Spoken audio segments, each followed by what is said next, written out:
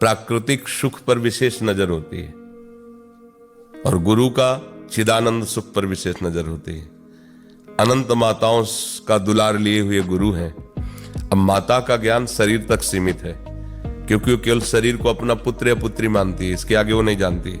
ना अपने को जानते हैं, ना जिस शरीर में पुत्र या पुत्री भाव किया उसको जानती है।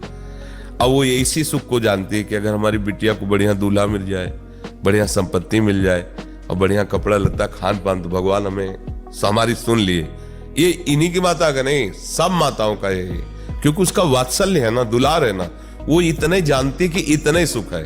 और गुरु कृपा करेगा तो कहेगा ठीक है, पति में भगवान का दर्शन करो, भगवत भाव रखो, आसक्ति ना होने पावे, भाव भगवत रखो, शरीर को आप कंट्रोल शासन में रखो, उचित भोजन पाओ, रात दिन नाम जप करो, ये शरीर तुम्हारा छूट जाएगा, नष्ट हो जाएगा, इस पर राग मत करो, इसमें तनिक भी प्यार मत करो, जैसी भी परिस्थिति उसके अनुसार भोजन दो, उसके अनुसार वस्त्र दो, मांग मत करो कि मुझे सोने का हार, सोने की जंजीर चाहिए, कुछ नहीं, ये सब भ्रम है, आगे बढ़ो। और माता यही चाहेगी कि कुछ भी हो, लाख सवा लाख का सोना तो हमारी बिटिया पहने ही, तो उसको खुशी होगी, क्योंकि वो उतले ही जानती है ना। तो माता का प्राकृतिक वस्तुओं से संबंध सुख का है और गुरु का चिदानंद सुख से। जब गुरु प्रसन्न होगा तो प्रकृति के अतीत परमात्मा का सुख देगा, और जब माता प्रसन्न होगी तो क्या देगी? वो प्राकृतिक सुखों को देगी। इसीलिए फिर सबसे पहले त्याग की बात जो कही गई है तो जननी, इसीलिए रखा है भगवान।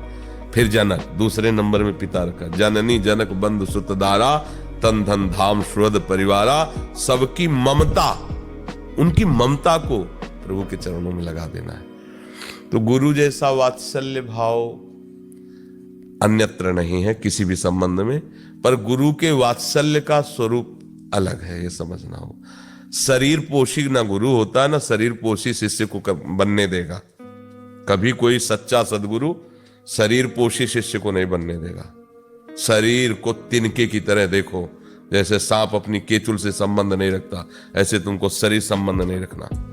बस समय केवल तुमको दिया गया भगवत प्राप्ति के लिए, भूल मत, इसे भोगों में मत फंसा, राग मत कर किसी से, निकल तो सच्चिदानंद दूल्हा मिल जाएगा, जिसके साथ हर समय हमें रहने को मिलेगा। श्री कृष्ण जैसे दूल्हा मिल जाएंगे, प्रभु मिल जाएंगे। अब माता ऐसा दूल्हा देगी पता नहीं सुबह शाम तक कब चला जाए, कुछ पता ही नहीं है। और वो सुख देगा कि नहीं देगा ये भी भरोसा नहीं, लेकिन ये तो सुख समुद्र है। और ये तो पता है, एक बार जो इसको इन्होंने स्वीकार किया आज तक छोड़ा नहीं, ऐसा स्वभाव है श्री कृष्ण का। एक बार जिसे स्वीकार किया उसे कभी छोड़ा नहीं, चाहे जितनी बड़ी गलती बन गई हो, भगवान का स्वभाव है। तो गुरु देगा तो ये दूल्हा देगा, गुरु कृपा करेगा तो पांच भौतिक शरीर से राग हटाकर चिदानंद में बपू देगा, भाव दे, और भाव दे के पोषण की सामग्री देगा। ये नाम जप करो, ये मंत्र जप करो, ये वाणी के अनुसार ऐसे चलो, ऐसे चलो।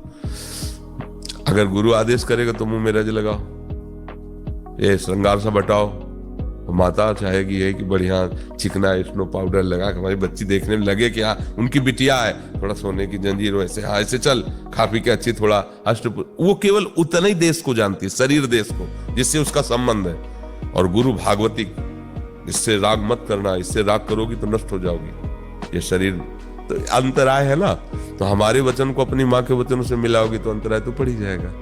हमारे वचनों को किसी भगवत प्रेमी महात्मा से मिलाओ, फिर अंतराय नहीं पड़ेगा। जिसका परम कल्याण लक्ष्य है उसके वचनों से मिलाओगे तो नहीं पड़ेगा। तो इसलिए भाव से समझो तो समझो, नहीं तो माँ की बात समझ लो।